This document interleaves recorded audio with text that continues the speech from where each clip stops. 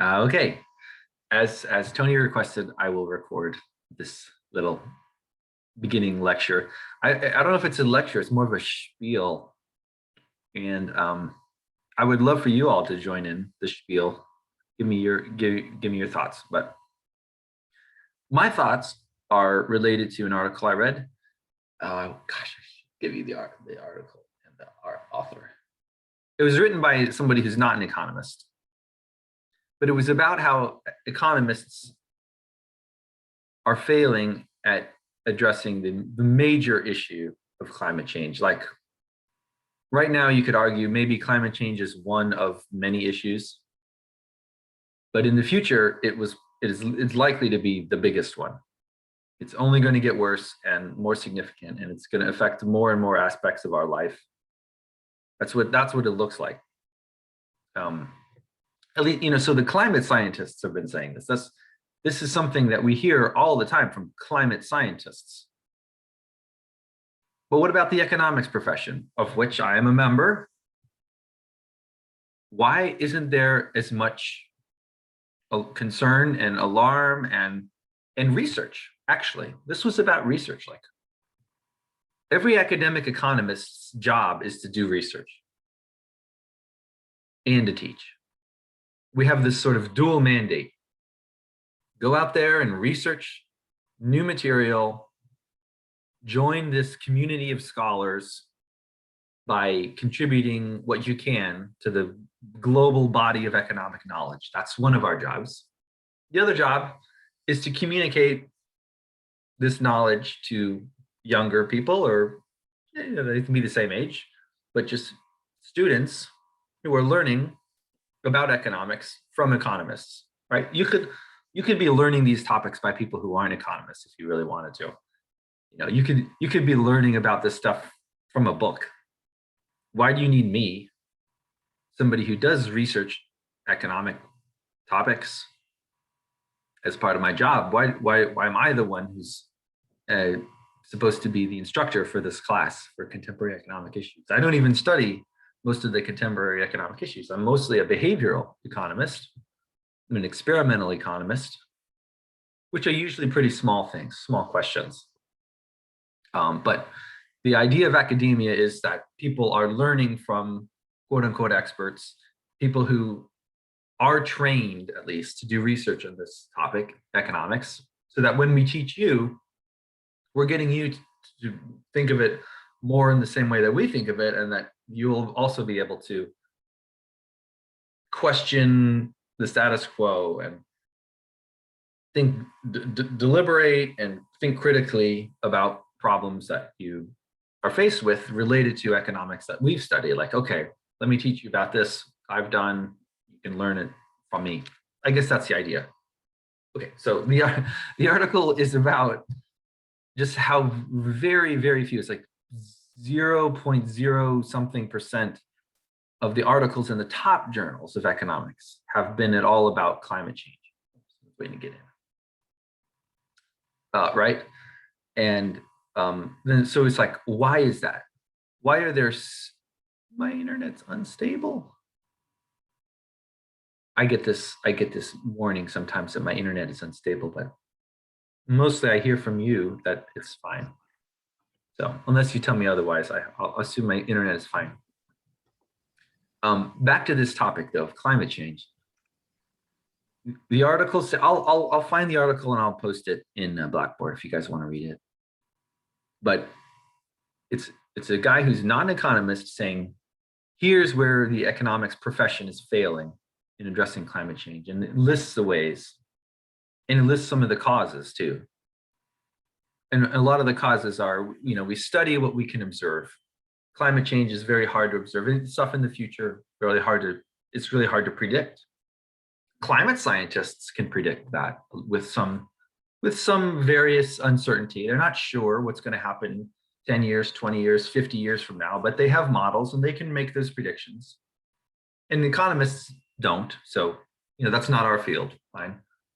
But the institution of academia rewards you for publishing what you can. I've been trained in a certain type of economics, and I do that as much as I can and publish it as much as I can. But there isn't this incentive to think about, okay, what's the most important thing to publish? Go out there and find the ways that you can impact the world in the most significant way and research that. That's not part of academia. That's not how I'm rewarded in my profession. It's really just what are the quality of your publications. And so that's what this article is talking about. And that some of the bigger picture questions about what do we do to solve this problem, economics is not really spending a lot of its resources thinking about it and how to solve it. And just, I don't know what you all believe about climate change, but it's not going away. It's a very, very serious topic that is going to be brought up for decades. And just addressing it is going to be a huge problem. And if the economics profession just kind of ignores the problem, then it means the economics profession is going to be less and less important, right? Because here are all these important issues and economics just has nothing to say about them. And that would be a bad thing. So the Biden administration actually has less, so whatever the economic advisors are, they're not involved in his climate change policy. And it's partly because of the economics profession that we don't have that as a major part of our research. So, I'm glad I saw this article. It's made me think, what can we even do about that? What could, am I able to research this? I don't think so. I don't think that's how I was trained. I was trained to do experimental economics, and most of those questions are small questions about individual decision-making, biases, and sometimes markets. I can study markets. Markets are easy to study in a sort of scaled down laboratory environment. But it's like that's what today's lecture should be on, and next week's too, and the week after, and then we're going to have some debates. We're going to debate, I think, a cap and trade system, which is some economists think this is a great system. We should be having this. Am I wrong about that? I think we'll have two debates in this class, and that's I can't find it. Whether or not we should implement a carbon cap and trade system. I think I wanted to give these people some flexibility to talk about not just this system, but maybe something else. Carbon tax is another very popular alternative. I'm sorry, I'm looking right now for the debate schedule. I want to see who's debating. So on April 27th, we have scheduled a cap and trade debate by Jacob and Samuel.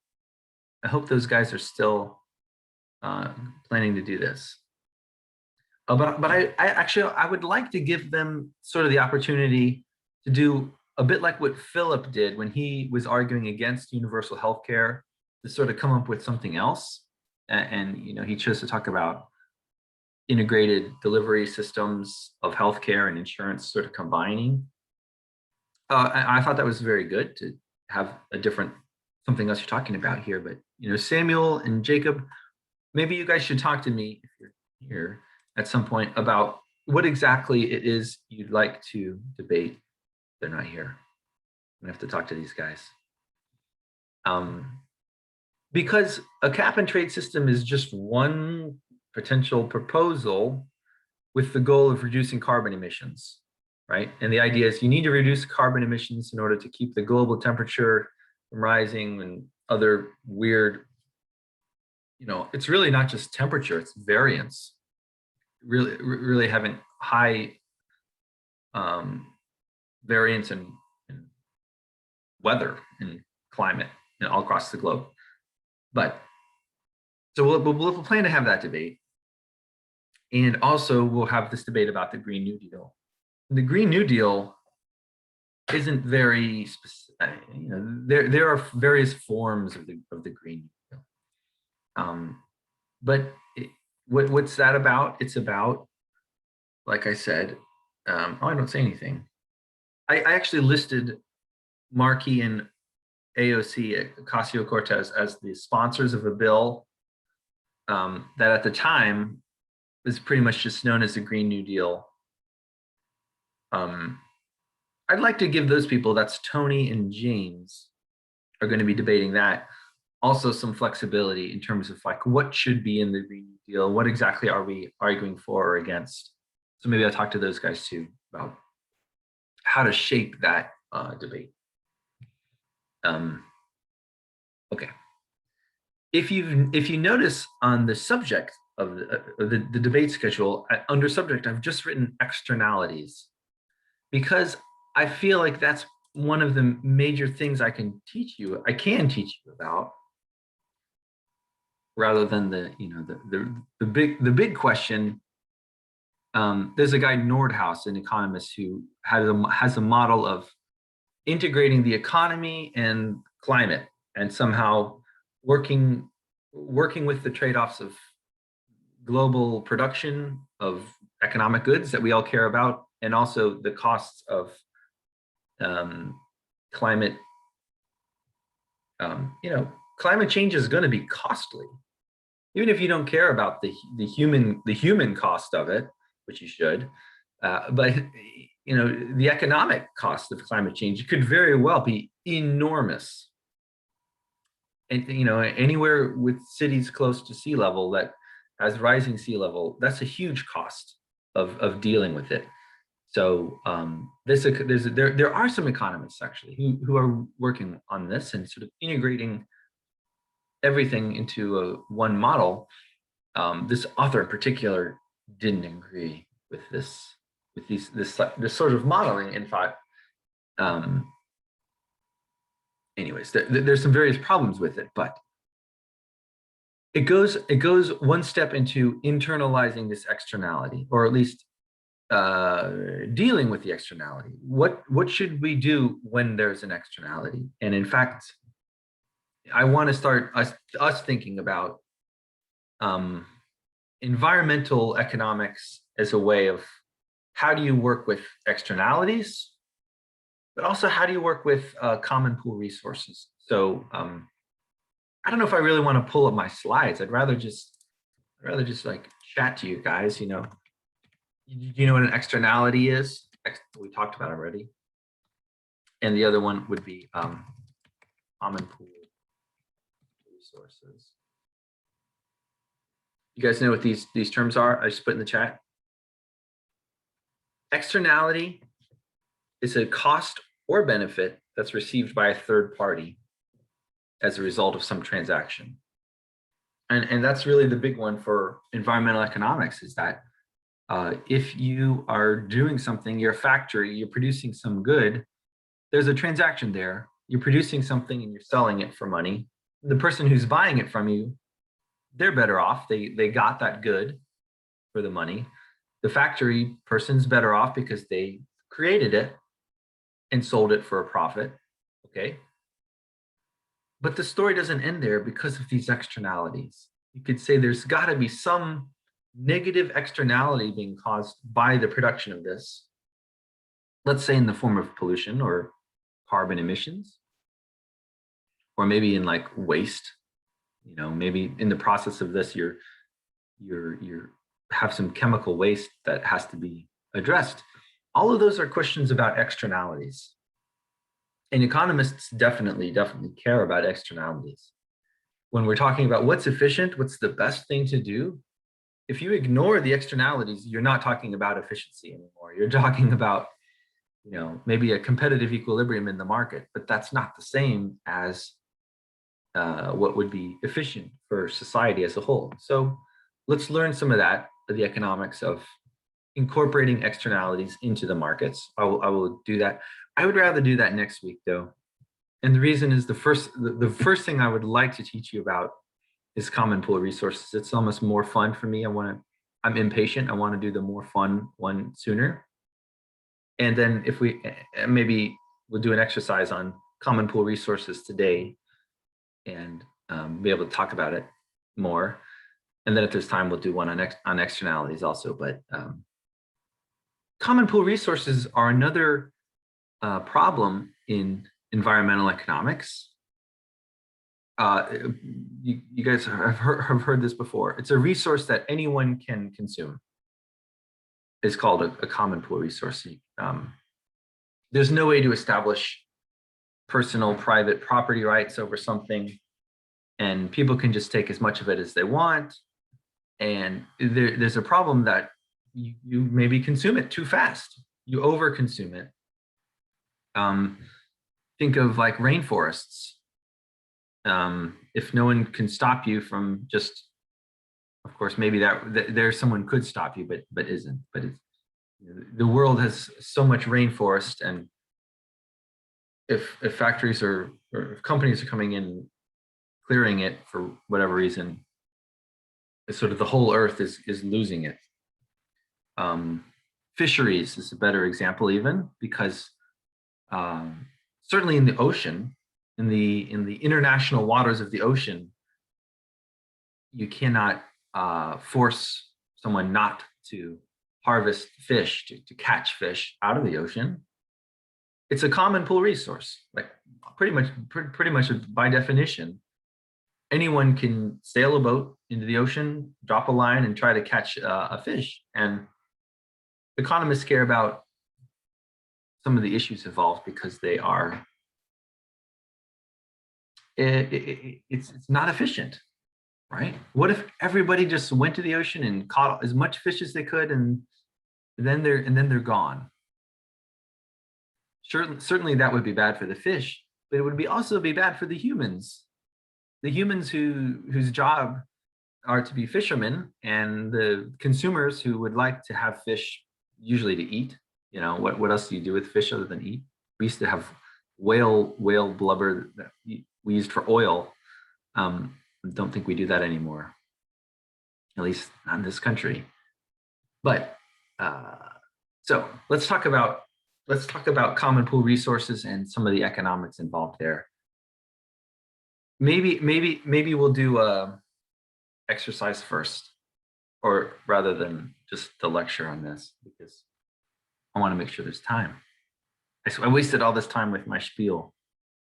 No, it was important. It was an important introduction to, I would say, externalities and common pool resources both belong to this class of economics that is related to environmental economics, but also just welfare economics in general, where you're not just concerned about what's best for the market and the people inside the market, but you're concerned about what's best for everybody. Yeah. You guys have any questions about what an externality is or what a common pool resource is? Can you think of any other examples? I gave you fisheries as an example of a common pool resource. There's a very famous saying and example called the tragedy of the commons. You guys know this this term, tragedy of the commons? You want to explain the tragedy of the commons?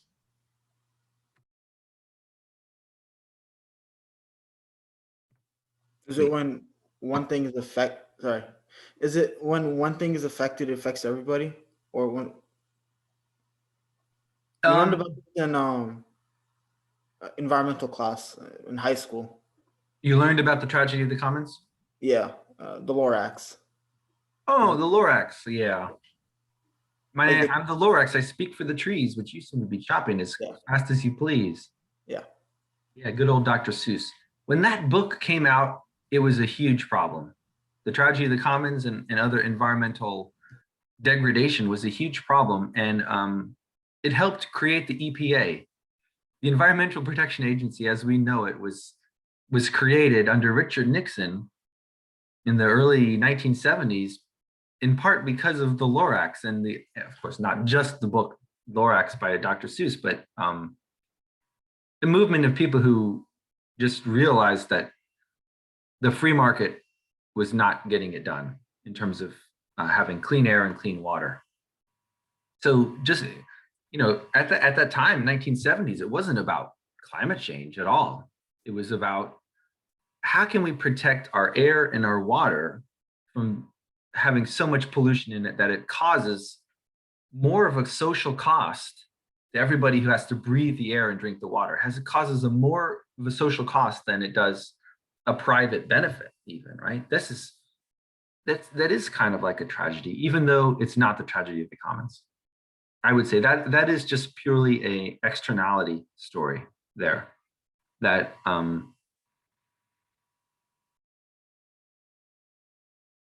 I don't know. I'd say it's both. I'd say it's both. You guys know the story of the Lorax? It's like the Onceler comes and cuts down all the trees, and ultimately the forest dies. All of the animals who were there have to go somewhere else. They make fun of Cleveland in that book. They say, I hear it's worse and almost as bad as Lake Erie. Spent a lot of my life in Cleveland, so a little sad but that's how bad Lake Erie and the Cuyahoga River was. It caught on fire because it had so much pollution in it. And so Cleveland was sort of the butt of environmental jokes in 1970. But it's gotten so much better, in part because of environmental regulation. The river doesn't catch on fire anymore. Sorry. Okay, but was that a good example of the tragedy of the commons? I would say yes, in terms of chopping down the trees. The fact that the trees are a resource, and the people who came and just chopped down as many trees as they wanted were sort of doing too much of it. It was inefficient because these particular trees, they take a long time to grow. If you chop them all down, it's like it sort of squanders the resource way too much. Even though the book is perhaps more about the externality that's caused by the production and the okay. So pretty much a good example, Joseph. Fisheries really are the best example, and not just fisheries, but I would like to talk about commercial whaling, and that is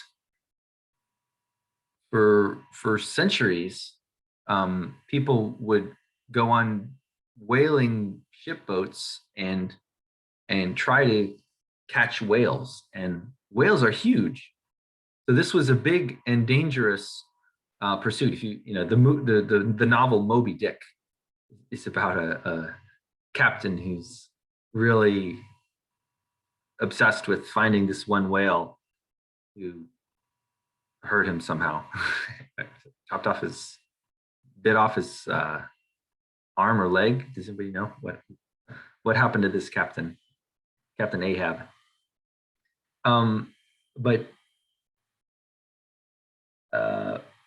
so if you look at commercial whaling in the world, it peaked in the I think 1800s and had been going down ever since because the actual population of whales was threatened. They caught so many whales that they were endangered. And once again, in around the 1970s, people realized that whales could sing. They had a song that repeated and they sort of thought of whales as being smart and wanted to save them. However, that is not why we stopped catching whales in this country. People might think it's because we started to like whales, and it's true, we did, but it's because there was an international whaling commission that instituted a moratorium on whaling. That is, the whalers themselves decided, let's stop catching the whales because we cannot overcome the tragedy of the commons.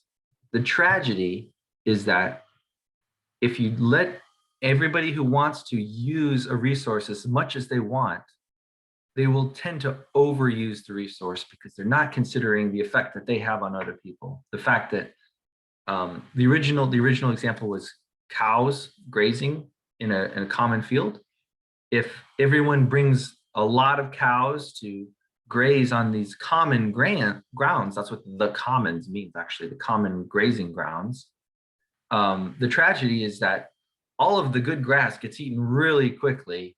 There isn't enough good grass for all of the cows, and it's inefficient.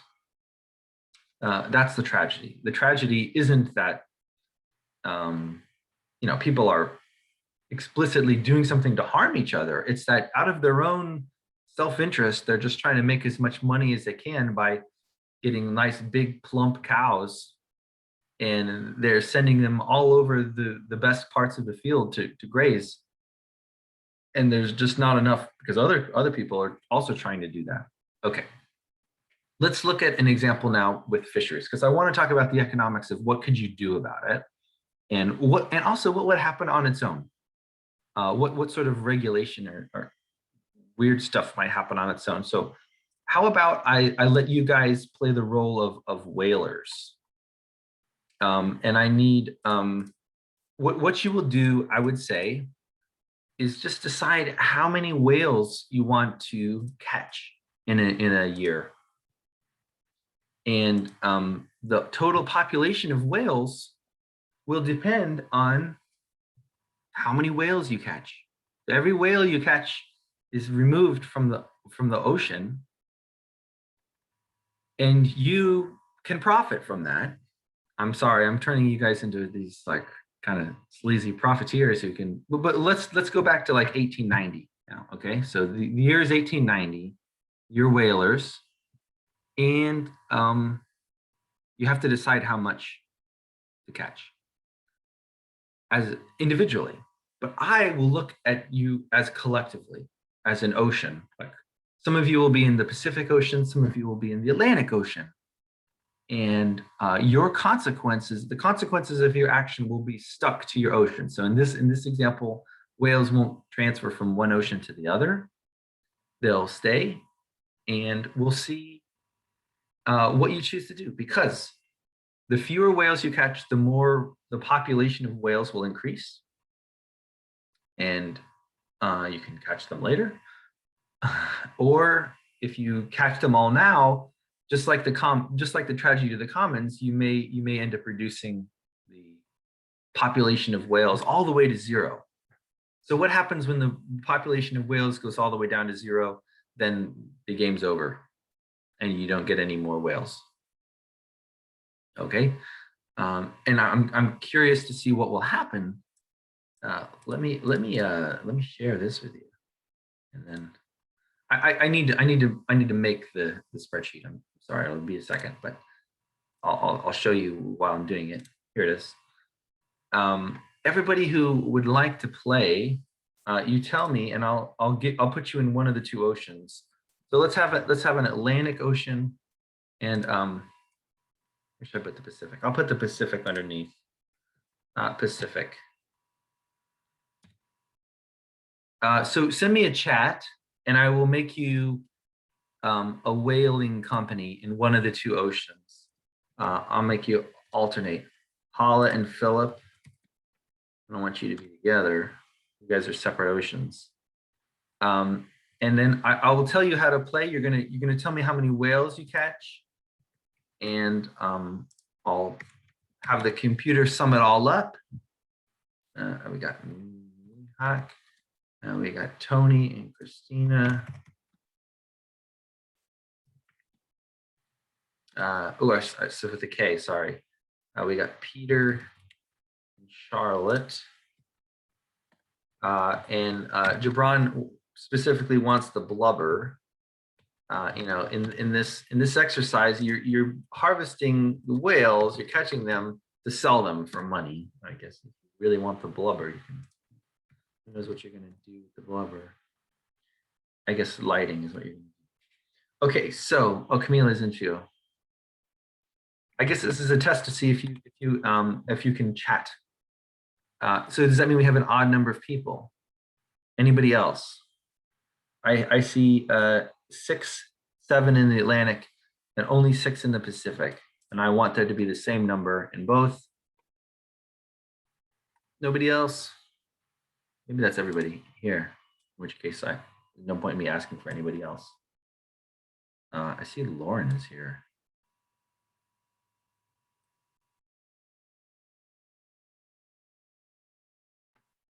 If you're here, Lauren, did you say you are going to play this whale game? If you won't, then I will. She says she will. Okay. That means we have an even number, which is desirable. Okay. So here's what's going to happen. You will choose a number of whales between 0 and 10. 10 is the maximum number of whales you can catch in any given year. All right, so I will put the total amount of whales down here. So it's gonna start with, I'm gonna need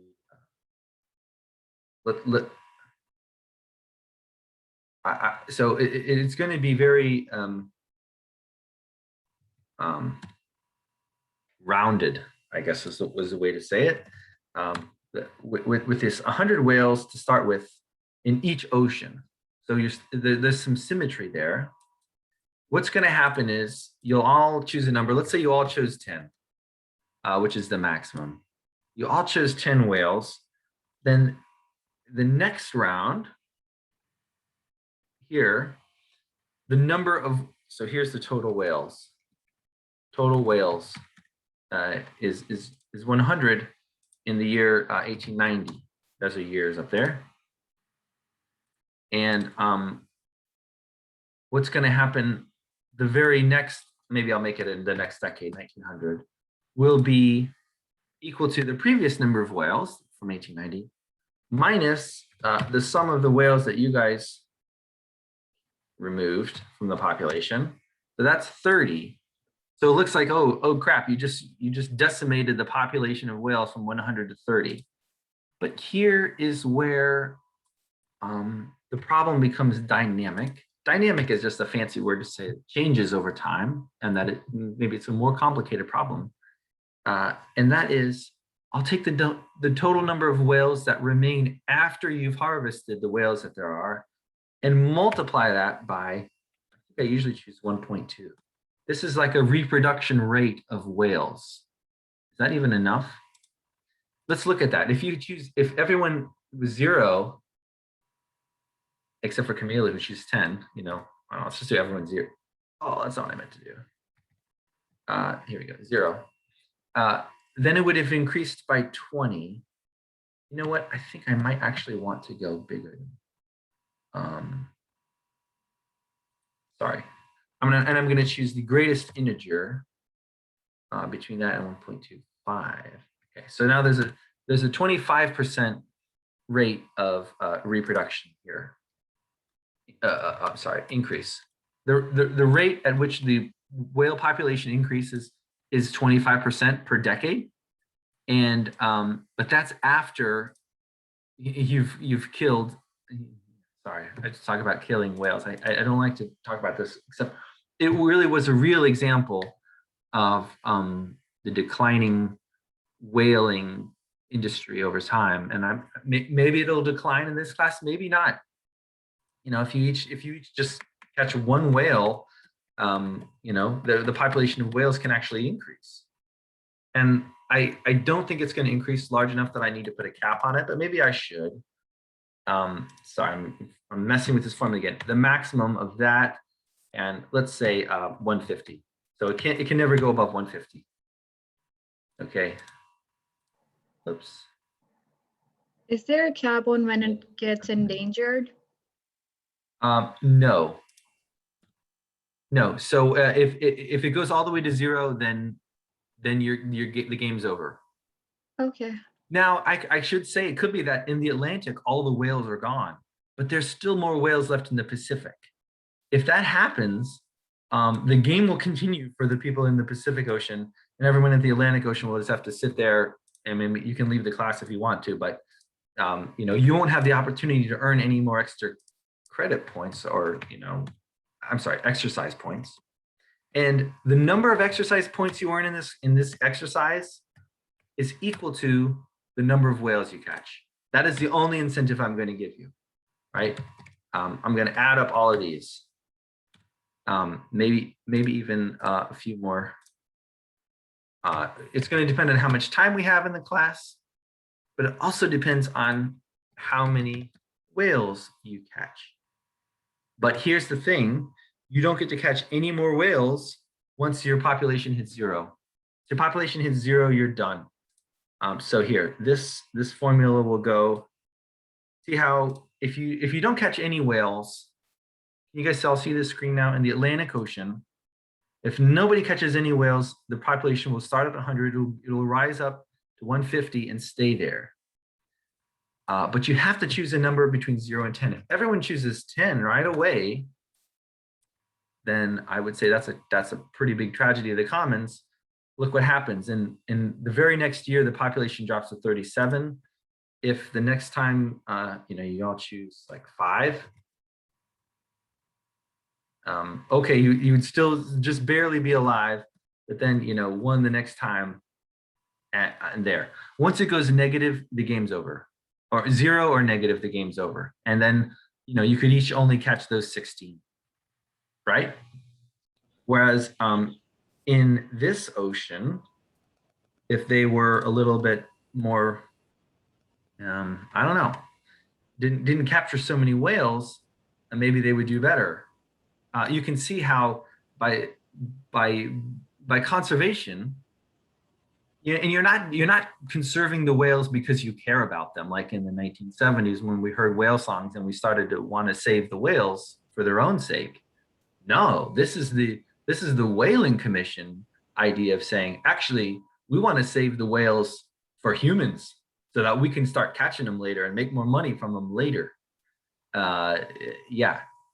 I had a question. Go ahead. Does the reproduction happen after we catch the whales or before? Yes, after.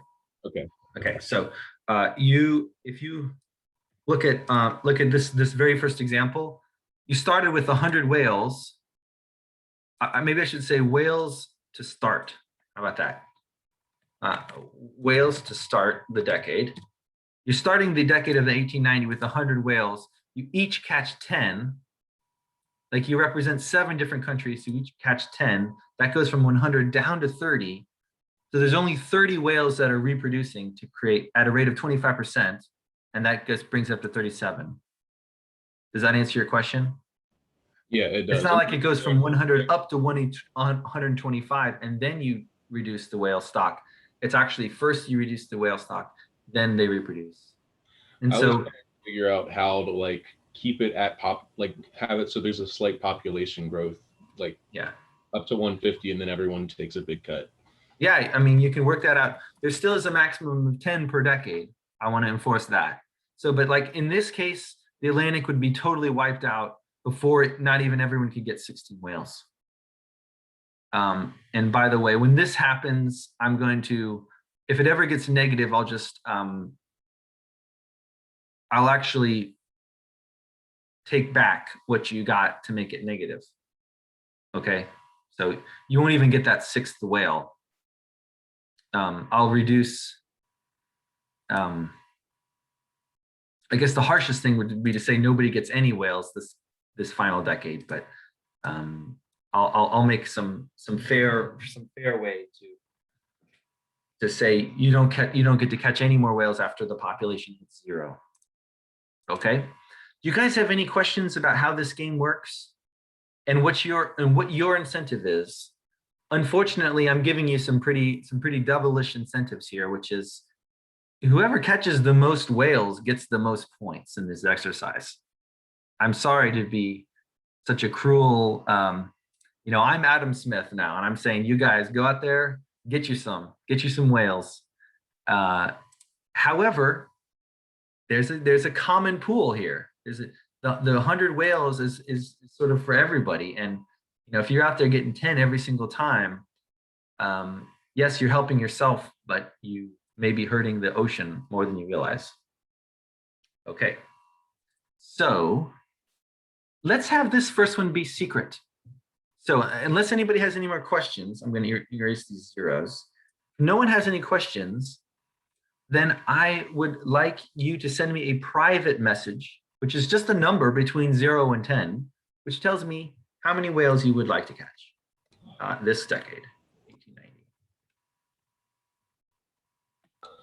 I just wanted to point out when I did the math, if everyone in the Pacific with me takes 2 whales, then we'll have a net increase in whale population in the first go around.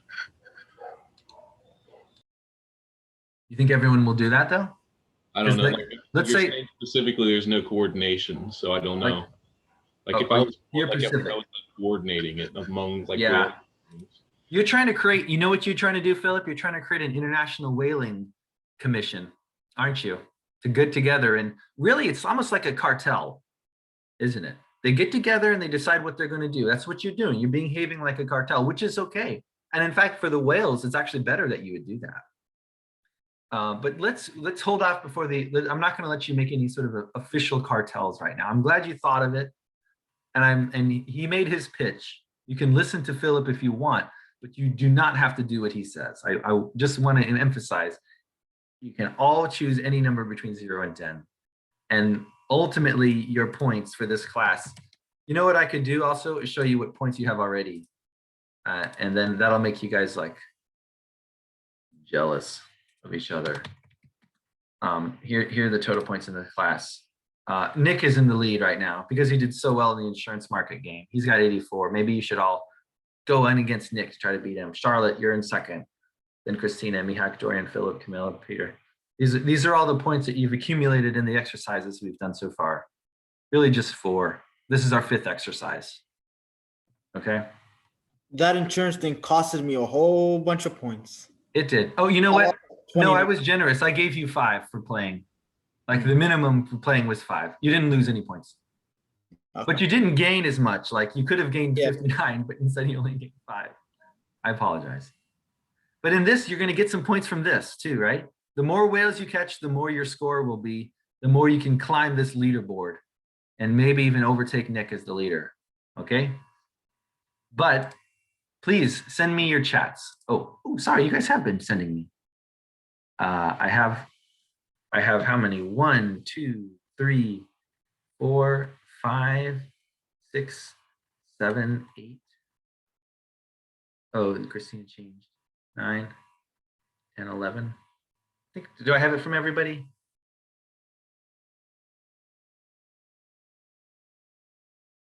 Okay, Lauren. I guess I want to make sure everybody sees it at the same time. Oh, and now Tony. Okay, I think I have everybody. Let's see what happened. I'm gonna just put in these numbers in the first decade of the whale industry. Nick went with 4. Dorian went with 3. Christina, 6. And I should spell your name with a K.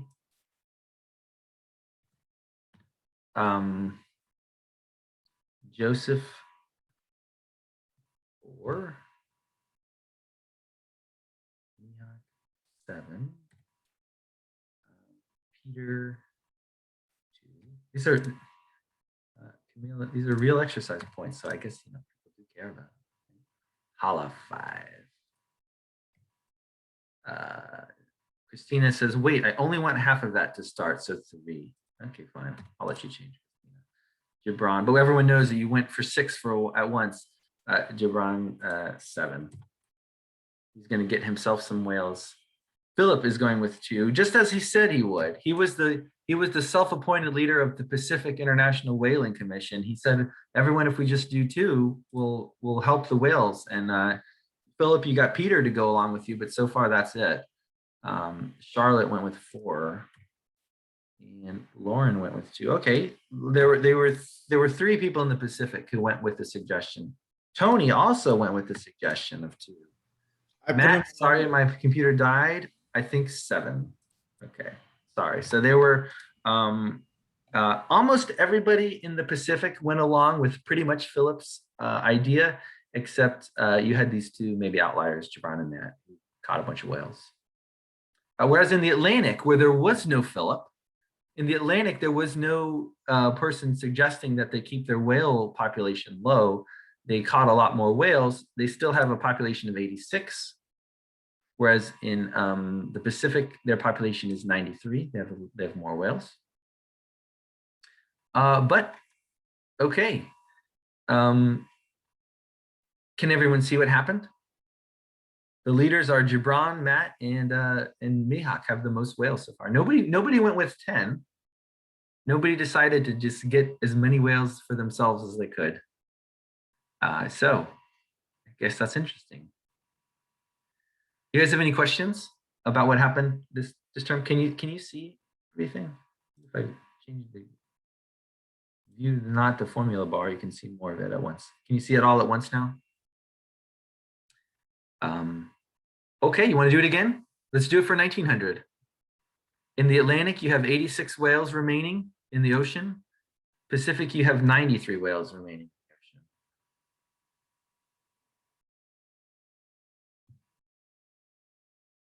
Send me your chats. You know what I could do? I could stop sharing and then you won't be able to see it. And then I can just put it in as I go. As you go, as you send me your chats, I will do that.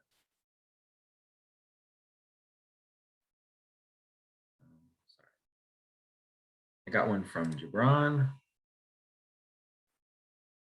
This is hard to do, though. It's easier before. Maybe this is not efficient. What the heck? I think I have all your chats, don't I?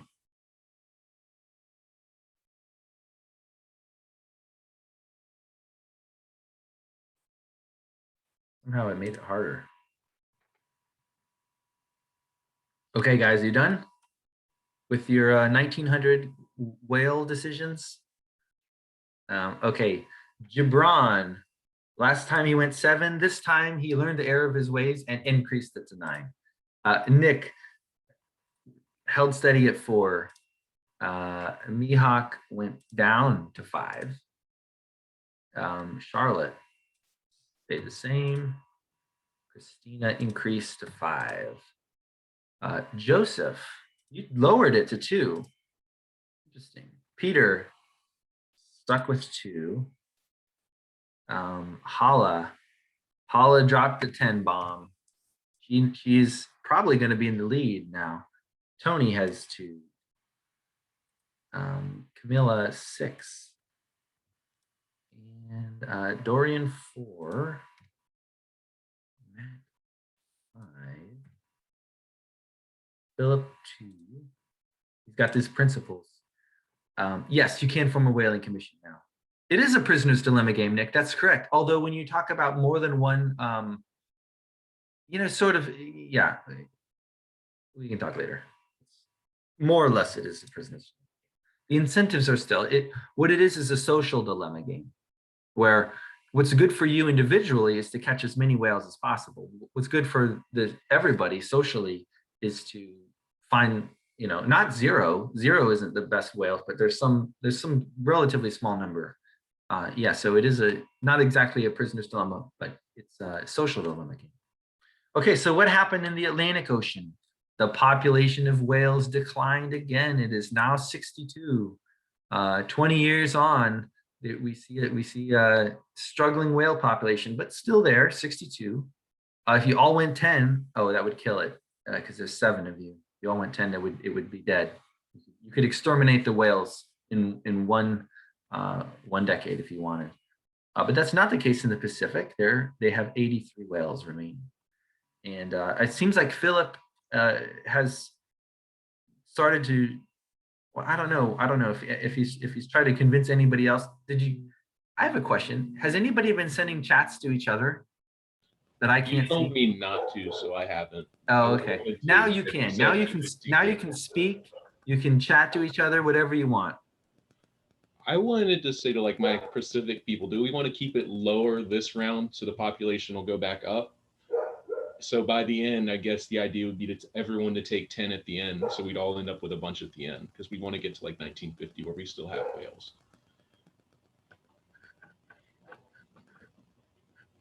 Like, what do you? I know Jabron's been taking a lot, but do we all want to go like really low so the population goes up by a bunch? Actually, Yeah, Gibran's in the lead. He's got 16. Yeah. Allah has 15. Sorry, go ahead. My idea is by the end, everyone in my group gets like takes 10 at the end, or like say we have almost 100 in 1940. Like say we have over 100, so everyone in our group, I think by 1950 we have to have 70 whales left, and we can all like max out. So do we all? Anyone done the math in like the Pacific to see where we would be at if we all went with like one?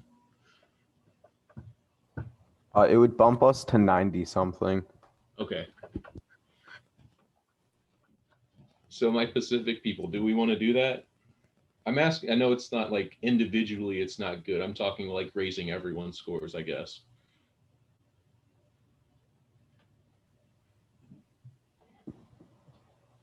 Nobody's commenting. Is anyone chatting to you privately? Maybe. Let me look. Maybe not. I have a couple, yeah. So I've had someone ask if one person can do 0. Gibran, would you be willing to do 0 since you're so far out in front? I'm asking. A little retribution for all of his. No, not retribution, like he's out in front, so he can like take a little bit less, like for this, at least this round. I noticed that no one in the Atlantic is saying it. I think Nick finally said something. Oh, here. Oh, wait, Atlantic gang. If we all go 1 for the next round, next two rounds, we can rebound the numbers and jump it back up to 4 or 5 PP for the last round. Was that a yes, Gibran? Like you'll go with 0? I think I'll go with 1. Like if we all go with like a really low number, we'll really knock up the whale population. And the idea is to have enough left where we can both take a lot in the final 2 years, so everyone gets a really good score. I have perhaps bad news for you, which is that even if you say what number you're going to do in the to everyone chat, I still want you to make a private chat to me. And I'm going to go with the number that you put in your private chat, not the number. If it's different, if I say to everyone, I'm going to choose 1, but then privately to me, you say, I'm choosing 10. I'm giving you the 10 whales and you will actually get those 10 points in the class. So I'm just saying the mechanism that you're describing, it can never be fully monitored, right? Mm-hmm. You can say to each other, hey, let's all choose 1. And they say, okay, fine. They still have this opportunity. All right. Well, I'm gonna say for this round, I'm going to go with 1. It might be because I have enough total points overall right now anyway in the class. But also, I think if we can get the whale population back up, and then the last 2 decades, everyone in the Atlantic can cash out and like end up better. So I'm gonna go with 1 in my Pacific. Actually, I'll send that to the direct chat now. Okay, I'm getting people's direct messages now. So just the idea of like bumping the population way back up, so we don't have it decrease, and then the final couple of years we can all like really cash out.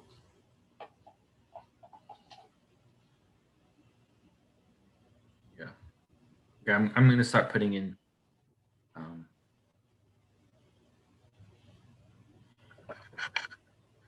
Peter, I got Peter's. No, I have to keep switching back and forth every time.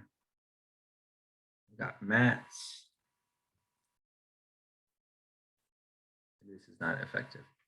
Got Christina's.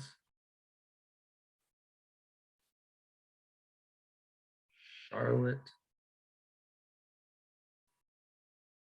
Philip, Dorian,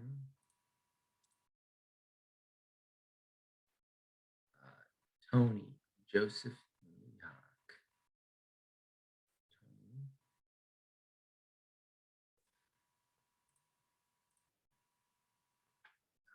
Hala,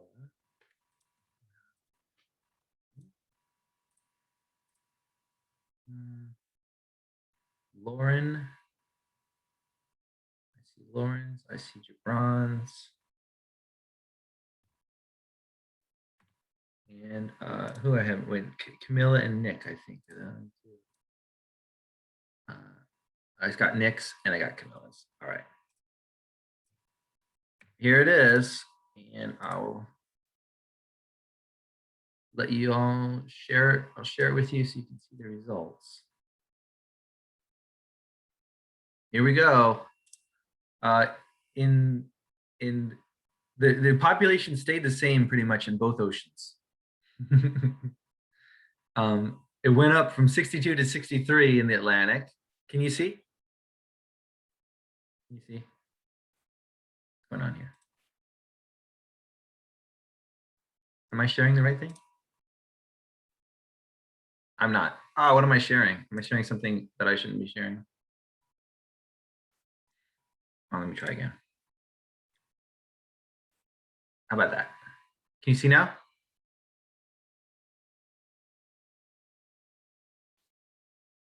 What's going on? Can you see the whale stuff now?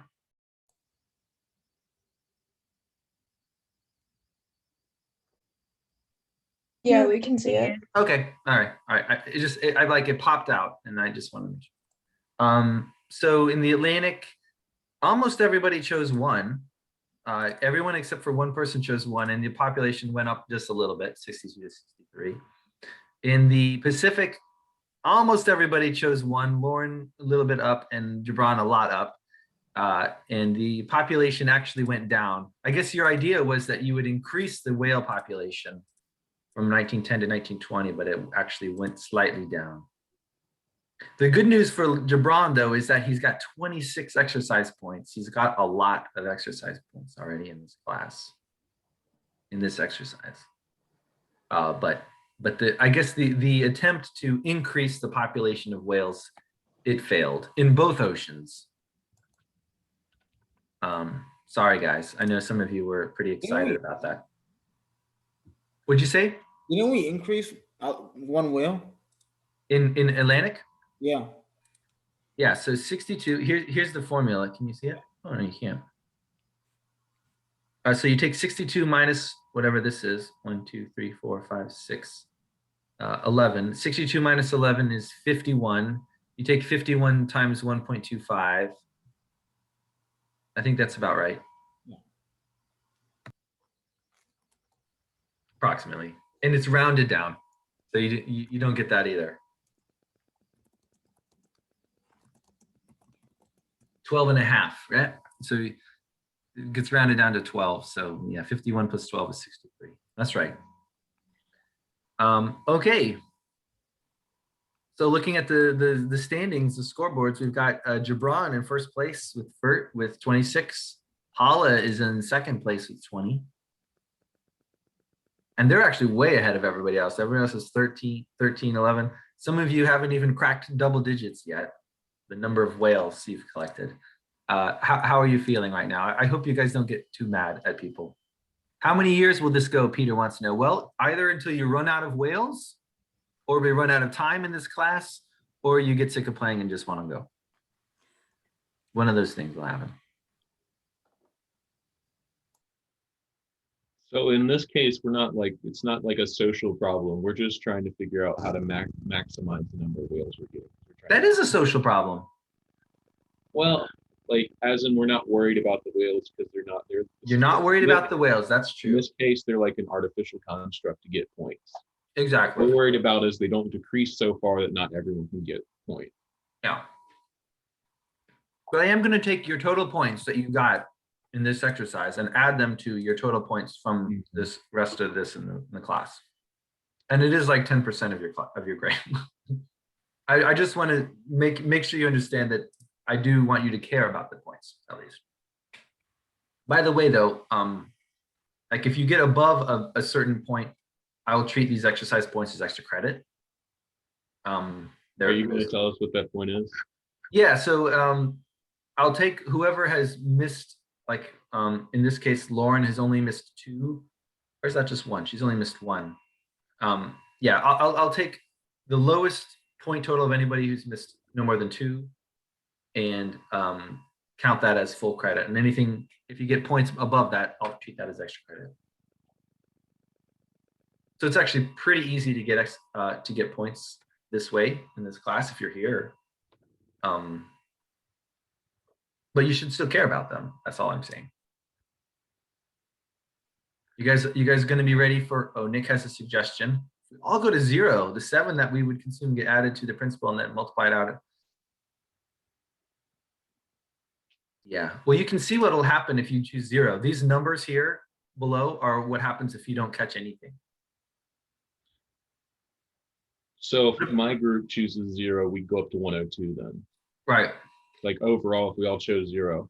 Right. So then like. Leo, But this game is not going to go on forever. Yeah.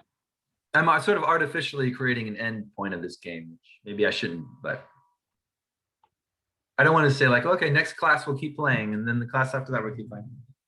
That would just be spending too much time on this exercise. Can we, if we run out of time, can we like play for the beginning of the next class to see how far we can take it? I have a feeling you might figure out how to make it go indefinitely. That's what I was trying to do at the start, but you said Yeah. no whaling commission at the start. Well, I mean, no, I didn't want you to make an official whaling commission, but you did make this argument that everyone yeah, could choose but- to, and It would take everyone listening simultaneously, which it's Yeah. hard to do when it's not. I don't think there's an enforcement mechanism. So like if you say everyone choose 2 and they don't, what can you do? I wanted there to be sort of anarchy, because that's what it was like in the real world too.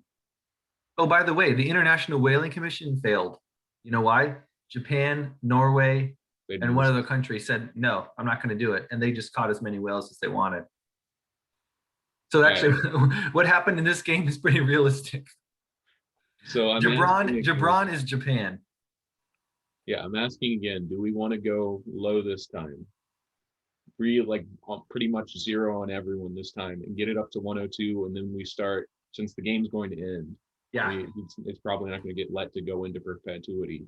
yeah, it's not going to go into perpetuity. Everyone in my like Pacific group, do we all want to go 0 this time? Let the population go up, and then we'll coast like downwards the rest of the way, since that's essentially a cutoff point is 1960. Is it? I need like a yes or no from someone. I don't actually think we can wait. We gotta send in your 1920.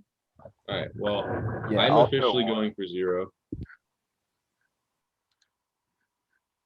Send me your 1920 whale decisions. I'm gonna go for 0, and everyone else does. We'll go to 102, and we'll have a lot of leeway for the last couple of years.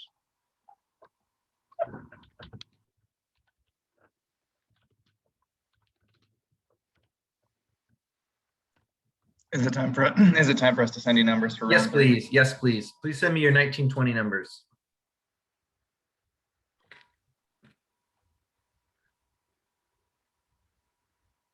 This is also kind of like a crazy game of, not real whales, but I like to see how it mimics real life.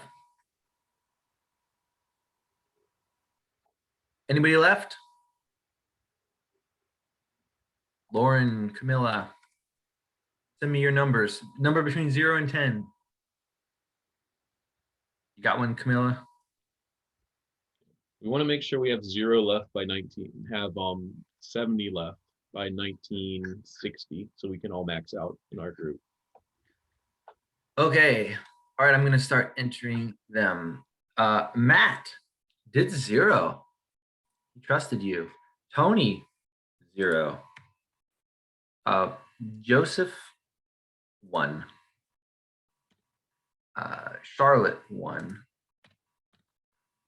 Peter, 0. Gibran, 10. He definitely is Japan. He is Japan. Dorian, 0. He's like the thorn in the side of the International Whaling Commission. Mihak went 0. Philip, 0. No surprise there. The leader of the Whaling Commission has chosen 0. Nick has chosen 10. Ooh, that's going to be a blow to the Atlantic. Hala has chosen 0. And Lauren, 1. I woke up and chose 1. Camila, did you send something? Yeah, you did. You chose 1. Okay, there we go. Everyone can see what's happened. Okay, despite Gibran in the Pacific, the whales have grown. They went up 6, 88. However, in the Atlantic, they just ticked down a little bit to 62. They're right back where they were in 1910. Anybody have anything to say? Or if not, send me your 1930 I numbers. don't like being how I decided to like be the whaling commission, because now I have to do what I say and then other people can do what they like do other than what they say. You don't have to. You could be a I commission feel to like say, I feel obligated to like say I'm gonna do something, I have to do it, because then the whaling commission has no power then. But in the end, it doesn't have any power because Jabron's just wants trying to max out his points, and it's at the, I guess, at the expense of us. Which yeah. I don't know if in this case the bad thing, because he's just going for points, but it's I don't know. Can Well, I go ahead. make a comment? Sure. So when people like max out their points or like are overfishing, all they're doing is hurting themselves. Yeah, in the short run, they're getting more points, but in the long run, they'll be out of business. Yeah, because this game has a time limit, but in reality, they just run out of whales, right? Yeah. And then you're Well, not going to get any. As John Maynard Keynes said, in the long run, we're all dead. Yeah. Yeah, and you also don't have many time for that much time left. All right, send me your last round, or no, I mean we'll do 2 more rounds if we have time, but maybe 3. But I really don't think there's gonna be that much time left.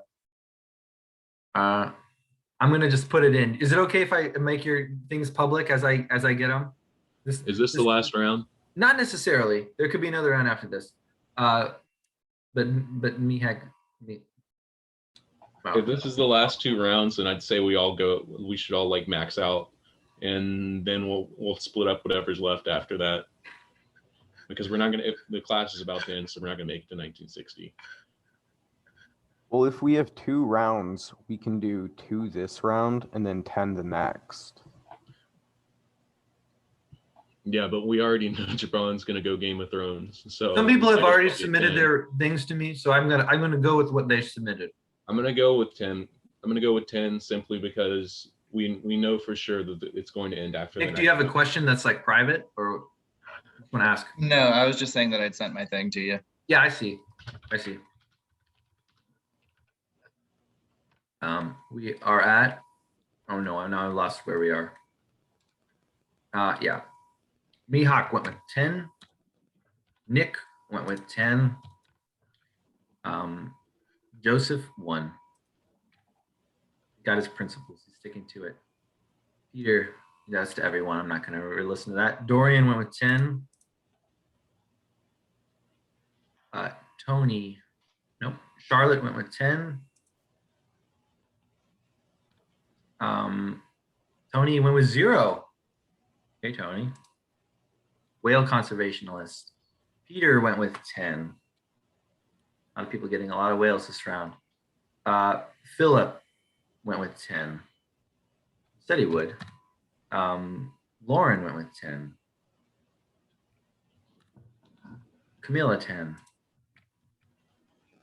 Gibran 7. Oh, he's only at the end does he realize the error of his wisdom. Actually, he's gonna get a lot of whales. Do I have one from Matt? Oh, Matt, did you get kicked out? You hear Matt? Uh-oh. He said 10. Okay, what do we have? We have 13 whales left in the Atlantic. Hala, you said 10. Oh, whoops. Oh, we have 1 whale left. 1 whale left in the Atlantic. Wait, you said 1? Oh, 1 is what you're saying for the next round? Yeah. I think the rule should be that if you go over 1, then I'll split it equally. Right. So we can play again. We can play again for 1940, but in the Atlantic, you're all pretty much going to share it.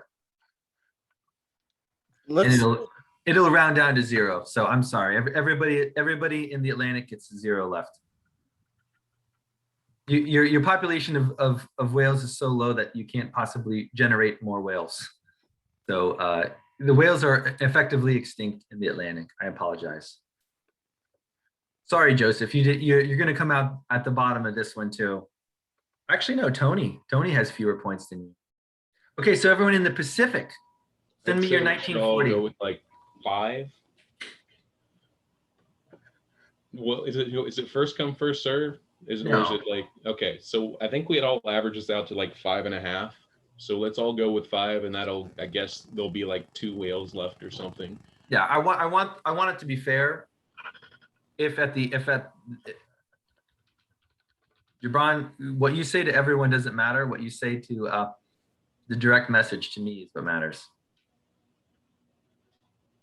All right. Well, I'm gonna say publicly, and I'm sending it in private. Then I'm gonna go with 5. Okay. However, I see that Peter went with 4. Christina went with 0. That doesn't matter. What you say, Christina?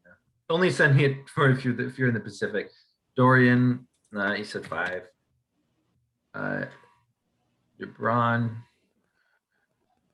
Gibran did go with 0. He was not just playing us all. Philip is 5.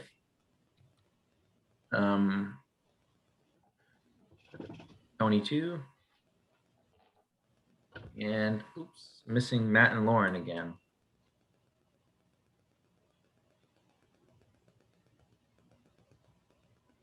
Lauren 7. Okay. Did I get one from Matt? There's actually some whales left in the Pacific. Thanks to the conservational efforts of Gibran. 0. Matt, are you not here? He may be having internet troubles. What should we give Matt? Should we give Matt a 0 for this round? One more round. You guys have another round. Let's see what you do in 1950. I'm giving Matt a 0. Give me your 1950 numbers. Even though it's about time. And if you have to go, I understand. This was an example of tragedy of the commons, right? Where if you overuse the stuff, okay, I got some official ones here. Peter says 1. Dorian 3. Gibran is going 3 this time. He wants whales now. If we're from the Atlantic Ocean, can we leave? Yes, I'm sorry. If you're from the Atlantic Ocean, you can see how many total points you get. We're going to talk about this next week too. We'll like sort of have a debriefing. But thank you for participating. If you Awesome. did. Have a good weekend. Yeah, have a great weekend, everybody. I'm sure this game is really close to being over. Lauren, oh, you said 3. And Tony said 0. Tony just doesn't want whales. He's against whale fishing. You want to stop there? Okay, because this would put you underneath 7 per round, so it's now impossible to get everyone to have 1, and I would round down to 0. So let's just end there. You did succeed a little bit more. The Pacific Ocean did in conserving whales, and I think on average maybe your scores are higher. Actually, maybe not. Maybe just because of Gibran. But yeah, so we'll talk about like what could you have done. I think Philip, you were really close to being on the right track right off I the knew bat. it from the start, like what we could have done to keep it perpetual the whole way through, but it was like you said, everyone keep it secret, and I knew what you were trying to do. Well, I mean, I gave it a chance to work. It just took a few people to say no, they weren't going to do it. I think that might destroy it. But although I think you did remarkably well in 1910 and 1920 in everybody but one followed you as a leader. And I think that's actually not bad at all. I mean, yes, Gibran profited greatly from it, but it did allow whaling to exist a lot longer in the Pacific than it did in the Atlantic. We'll talk about this later. Thank you guys for participating. This is always a fun game for me just to see how coordination can work or not when you have this tragedy of the commons problem. We'll talk about it. We'll talk about it Thursday or next Tuesday. I'll show you some graphs too, and hopefully what everything that happened. Thank you, Professor. This was fun. Thank you, guys. Thank you, Professor. Yeah. Thank you, Professor. I'll see you next week.